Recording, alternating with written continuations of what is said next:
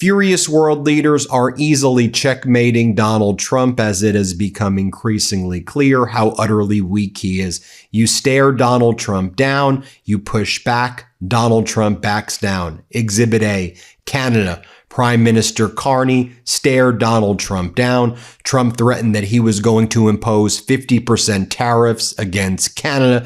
The deadline, 11:59 on Tuesday evening. Prime Minister Carney said, we'd rather do no deal than a bad deal. You want to cause mutually assured economic destruction, Donald? Be my guest. Canada will further retaliate. Donald Trump, with little time to spare, tacoed. We always knew Donald Trump was going to do this. Trump gave in and posted the following message on his social media account. I have paused the 50% tariffs against Canada that were scheduled to kick in tomorrow morning for a 3-day period based on the fact that Canada and the USA, subject to the finalization of documents, have a deal.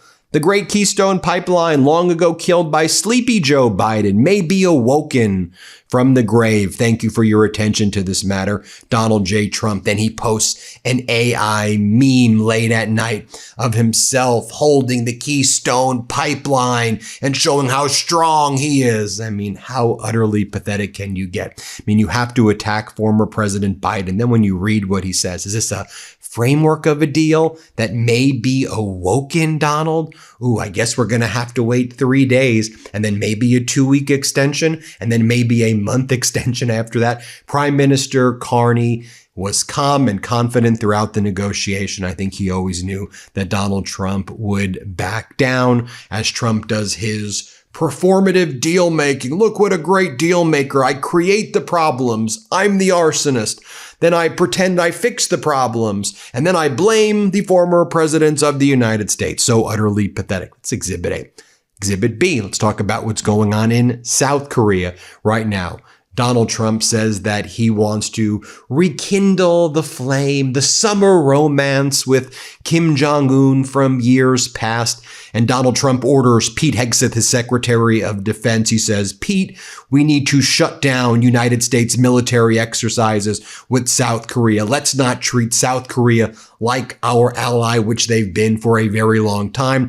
I'm personal friends with Kim Jong-un. We used to send love letters together. So we want to get out of these military exercises. So Hegseth basically limits the existing exercises, which are already taking place. Donald Trump further attacks South Korea and says, why should we even help you at all? You didn't help us in our catastrophic and unlawful war in Iran.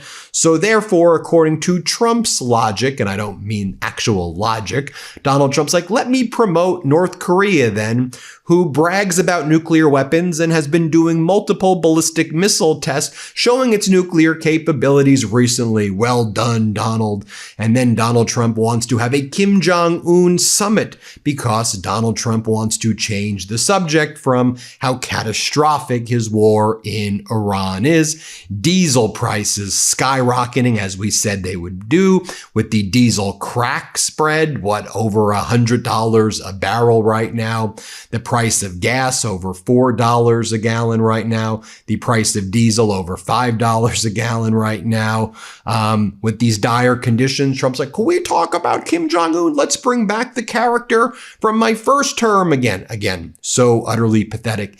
So what are they doing in South Korea? Well, at the foreign ministry level and at the president's level as well, planning meetings with China.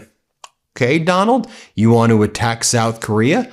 We will then hold meetings at the foreign ministry level. Wang Yi, the foreign ministry of China, foreign minister of China, let's meet with the South Korea foreign minister. We'll meet at the president's level as well soon. And maybe South Korea should build up its nuclear arsenal. If you're going to promote Kim Jong-un and his nuclear weapons and you're not going to protect South Korea, well, South Korea may need a nuclear deterrent. So we heard from retired General Chun Im-bum, a well-known general in South Korea, and he says what we've been warning about, that the destruction of the United States security umbrella throughout the world has created a situation where other countries are going to want to get nuclear weapons. I mean, don't you think for a second that what the Saudi civil nuclear program is all about is actually building nuclear weapons in disguise? And don't you think that the United States interactions with the United Arab Emirates may be heading in the same path as well? Because Donald Trump's like, oh, okay, I guess there was all of this money given to the Trump organization and to Donald Trump.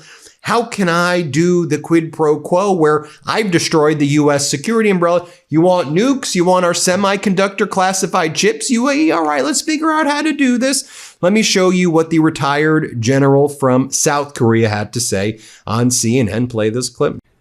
As U.S. allies around the world, in Europe and in Asia, have adjusted to President Trump's approach to alliances and sometimes dismissiveness relating to alliances, there's been some discussion of not just national security changes, but even steps as far as acquiring nuclear weapons. As you know, that's been the subject of something of a public discussion in South Korea. I wonder, do you think that is a serious discussion, and might that at some point become necessary?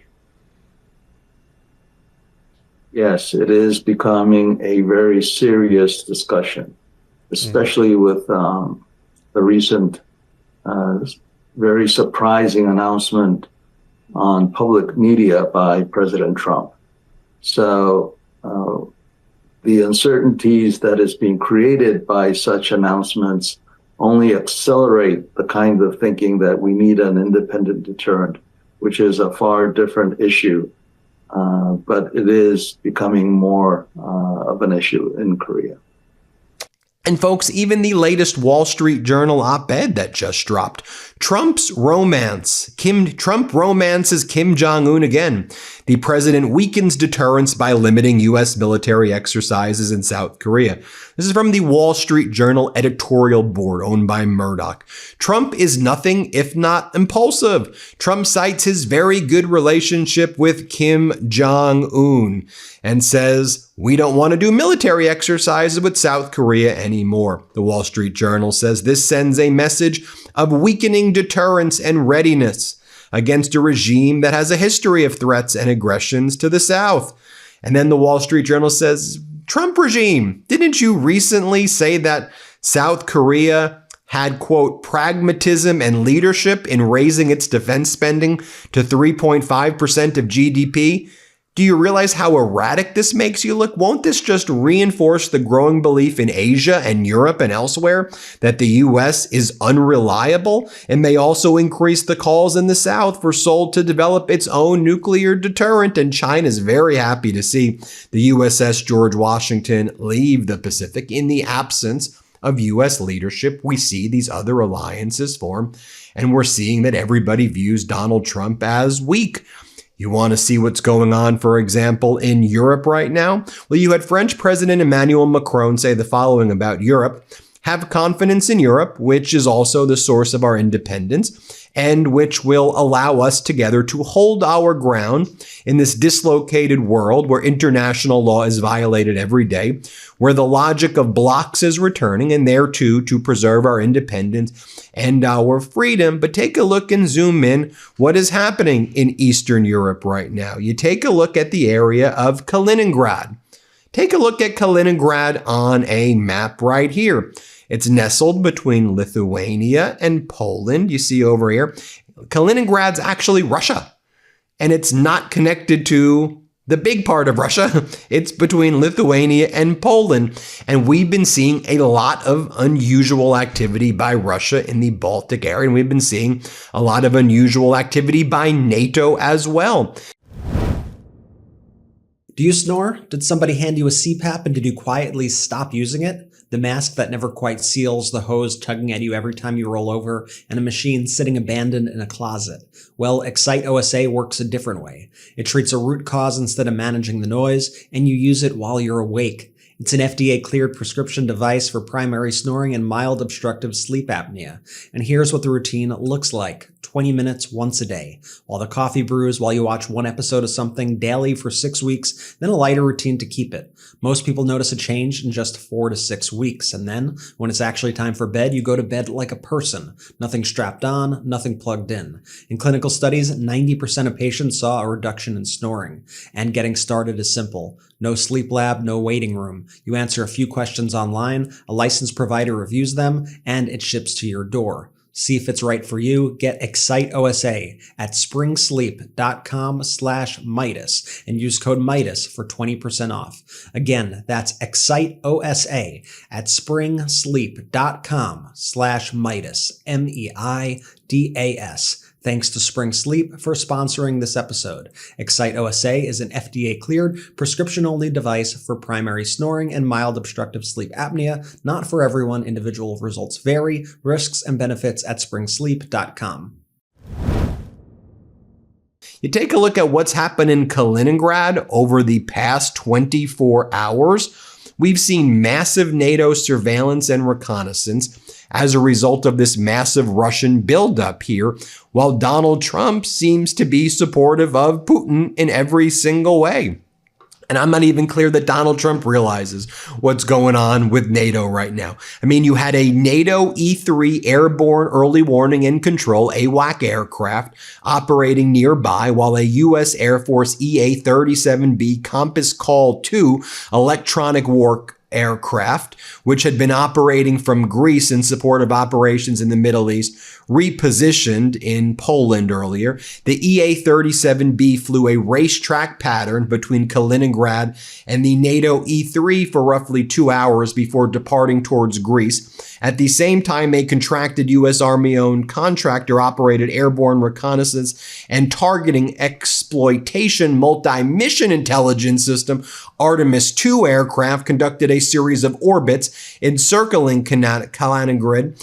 Artemis II and NATO E-3 missions in the area are not unusual, but the presence of the EA-37B at the same time was indeed noteworthy. The Compass Call is an airborne electronic warfare platform designed to detect, identify, and disrupt enemy communications and other electromagnetic systems. Its presence alongside the AWACS and dedicated ISR aircraft suggests NATO and U.S. forces had a particular intelligence or electronic warfare requirement in the vicinity of Kaliningrad. The timing is also notable given the reporting that Russia may be preparing for potential operations against NATO members. Whether today's activity is related remains unknown, but it's barely being reported anywhere that there may have just been full-fledged electronic warfare taking place between NATO and Russia, while Donald Trump is removing the last aircraft carrier that the U.S. has in the Pacific, the USS George Washington, and moving it now towards the Middle East because Donald Trump is unable to take care of our troops aboard the USS Abraham Lincoln, who are suffering and not getting the food and not having showers and not being able to even really to sustain life on the ship because the Trump regime was treating them so horribly. Meanwhile, you have Chinese outlets mocking Donald Trump for whatever the hell's going on with Natalie Harp. The South China Morning Post reports Natalie Harp, Trump's human printer, in the spotlight after decoy plane incident. Could you imagine for a second if we heard the story of Xi Jinping with this assistant called his human printer was sneaking out of the Chinese aircrafts for the president because he was so scared of being assassinated. Could you think about if that was any other world leader, what we would be thinking? So I've given you Exhibit A, Canada standing up to Donald Trump. I gave you South Korea, Exhibit B. We're talking about Exhibit C, Europe right now on really a war footing. You've got Russia building up its weapons in the Kaliningrad area. And we had Jared Kushner recently meeting with Netanyahu in the past 48 hours.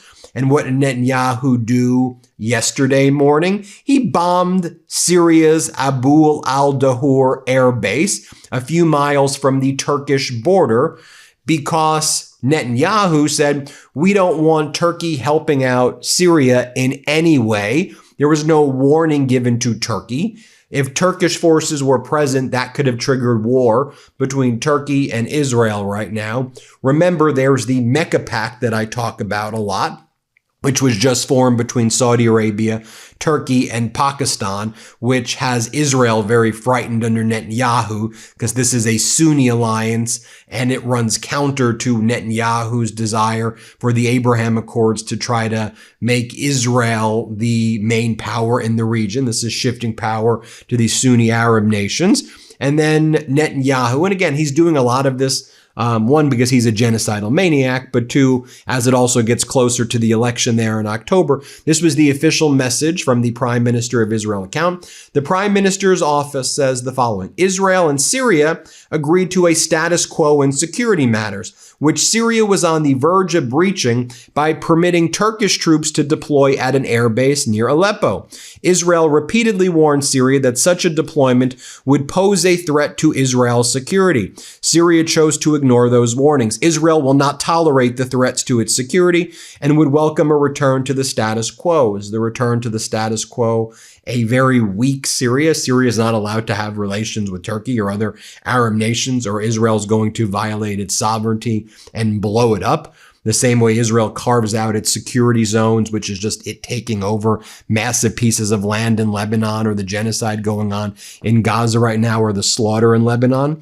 Well, all of this is going on. You want to see U.S. weakness and capitulation and bowing to Putin, while Putin is moving his weapons in the Kaliningrad area, and while there's electronic warfare going on. Yesterday, Rubio announced the attack on the ICC by sanctioning the president of the ICC, Tomoko Akani, and the senior trial lawyer, Abdoulaye Saeed. Abdoulaye Saeed was prosecuting Netanyahu and war crimes by the Netanyahu regime. Tomoko Akani, the ICC president, led the International Criminal Courts.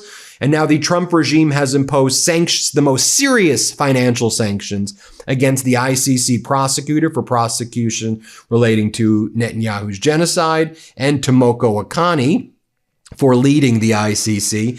Netanyahu said he approves, of course. ICC has become a kangaroo court, Netanyahu says, that cloaks its abuse of power in the language of international law while undermining the very principles of justice. Donald Trump previously said at Camp David that the reason that he and Rubio would be attacking the ICC was to protect Netanyahu from prosecutions of war crimes. Here's what Donald Trump said. Let's play this clip. Leader in Parliament of The Hague. So we tried to get them to reform and listen to us. They wouldn't do it. They're very arrogant. We've now begun an effort to really try to bring that court to heel. So there's no information that they're after me. It could happen. But just so you know, just keep talking about it. I'm saying that means that maybe he's not trying to defend me. He is trying to defend Bibi and various other people. But there are many people that shouldn't be looked at that way. But there is no indication that I'm one of them at this moment. And then there were more strikes by Netanyahu in Lebanon earlier this week. Israel killed Zainab, the daughter of Nora, and the other 4 children right here. I'll just show you. This is video of some of the children who were, I'll show you when they were alive and they were living their life before they were killed by the Netanyahu regime. Here, play this clip.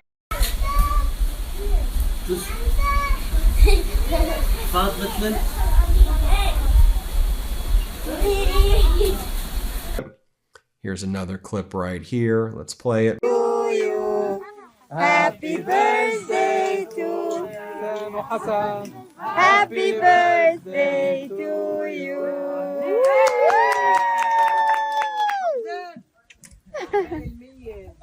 بيضة وانت بخير وينك يا خال وينك ما كنت بيضة وانت بخير خليني كمان منتبه اخر مرة بيضة على السريع Meanwhile, you have Iran mocking Donald Trump for claiming he controls the Strait of Hormuz. The gap between America's inability to reopen the Strait of Hormuz and its claim to own it is greater than the 7,000-mile distance between Washington and the strait itself. Welcome to the post-American order in the Persian Gulf, is what Moshe Rezi said, advisor to the Ayatollah, mocking the United States for its capitulation and its weakness in the area right there. And so we'll keep you posted, obviously as we learn more. But there you have it. You can see just the U.S. weakness. You see what's going on with all these other countries. You see the world is on fire as a result of the weak and pathetic behavior of Donald Trump and his utterly despicable regime. Hit subscribe. Let's get to 7 million subscribers. Thanks for watching. Breaking news right now. My brothers and I wrote a book. It's called WTF America. And well, doesn't that just say it all? It comes out officially this October, but you can pre-order your copy today. Just scan the QR code or click the link in the description below.